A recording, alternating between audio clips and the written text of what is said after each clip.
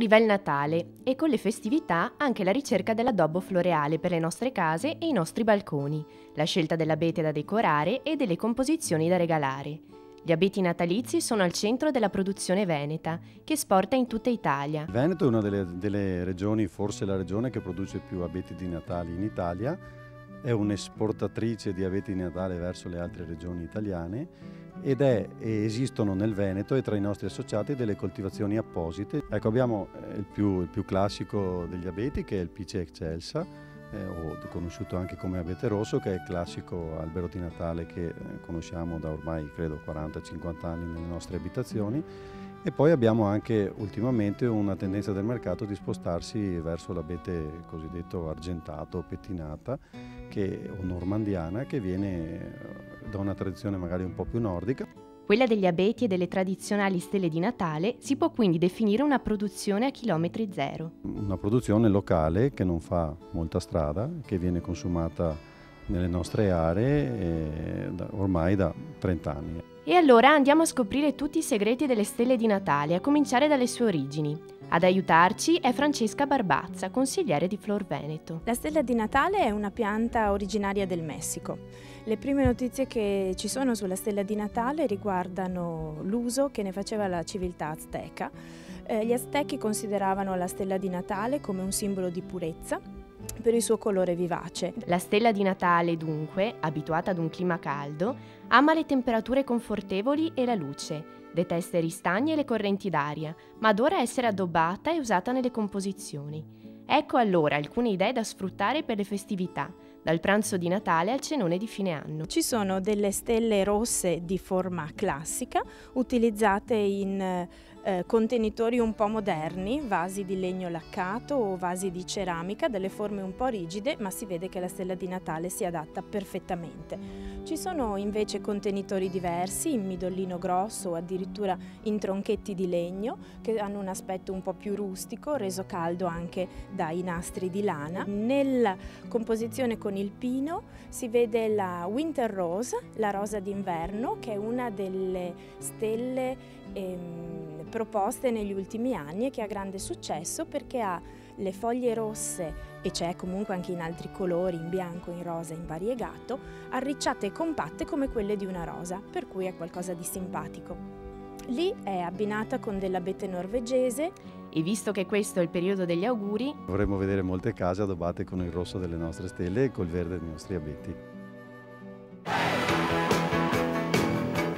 E prima di immergerci nella seconda parte di questa puntata, sentendo anche le istituzioni presenti a questa giornata, abbiamo voluto incontrare i vicepresidenti Pavan e Bolzan, perché ci sono piaciuti molto i loro discorsi, che hanno voluto così tirare un po' un bilancio di quello che è stato fatto, che in qualche modo è anche poi il tesoro che viene lasciato a chi prenderà le redini della nuova Confartigianato del mandamento Oderzo Motta, anche nel segno della continuità. Lei, vicepresidente Pavan, ha fatto un'osservazione particolare su temi che sono ancora temi caldi: riforme e federalismo fiscale. Che cosa chiedono e che cosa è stato fatto? E quindi gli artigiani di Oderzo Motta cosa pensano in questi due settori? Beh, parla di federalismo. Federalismo è una parola un po' inflazionata in questo tempo, lo dicono tutti, ne approfittano tutti di riempirsi la bocca con questo. Ma cosa significa federalismo? Per noi federalismo significa portare le istituzioni vicine alla nostra realtà, vicine a noi. Sono troppo lontane dove sono, non riescono a dare risposte certe ed efficaci per il nostro territorio. I nostri soci ci seguono anche nell'impegno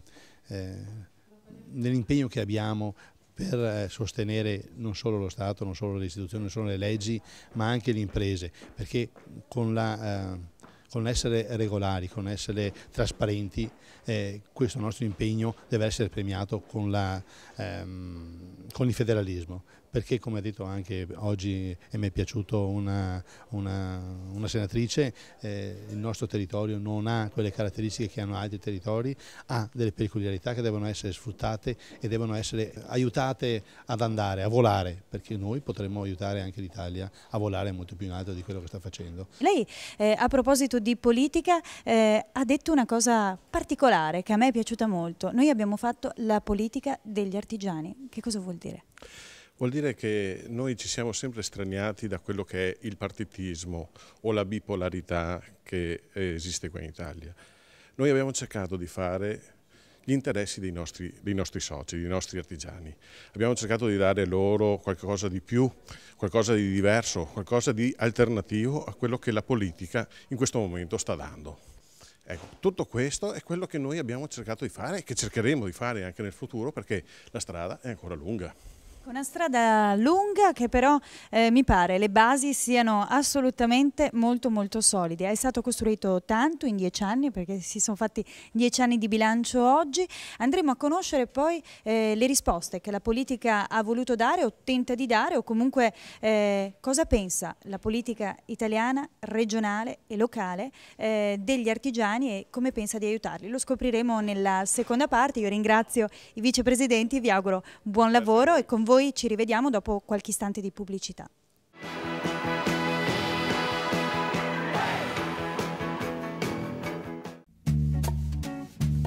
Sappiamo che le somiglianze spesso non sono evidenti. Noi e i nostri clienti ci assomigliamo da sempre.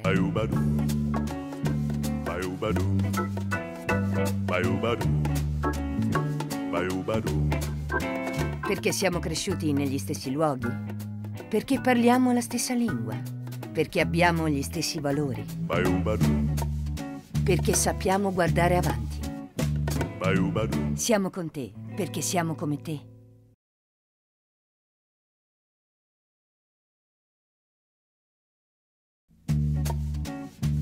Sappiamo che le somiglianze spesso non sono evidenti. Noi e i nostri clienti ci assomigliamo da sempre.